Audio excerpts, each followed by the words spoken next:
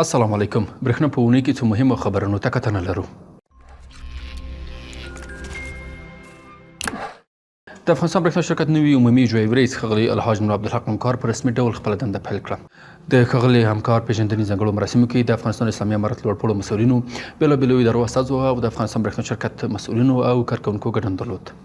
د افغانستان برېښنا شرکت نوي عمومي اجرایي رئیس ښاغلي نور عبدالحق همکار په خپله وینا کې د مسؤلیتونو بدلون یو اداري اصل وباله او زیاته کړه چې د برېښنا سکتور د پیاوړتیا او برېښنایي انرژي با کیفیته خدمتونو په برخه کې به دوامدارې هڅې وکړي.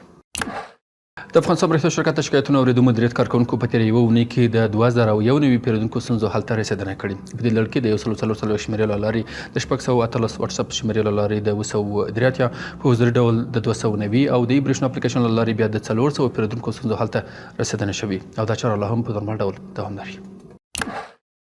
او په وروستي خبر کې د افغانستان برېښنا شرکت اړوند بېلابېلو ریاستونو له لوري پر شبکې دوامدار نظارت له کبله د غیر قانوني برېښنا نښلونو پیښې د پام وړ کمې شوې دي. ټاکل شوي اړوند تخنیکي ټیمونه پر شبکه دوامدار نظارت لري څو د برېښنا انرژي غیر قانوني نښلونو مخنیوی وکړي او په دې برخه کې له سرغړونکو سره قانوني چلند وکړي. دغه اقدامات د برېښنا انرژي ضایعاتو مخنیوي سره مل د شبکې خوندیتوب او برېښنایي توکو د ساتنې سره مرسته کړي.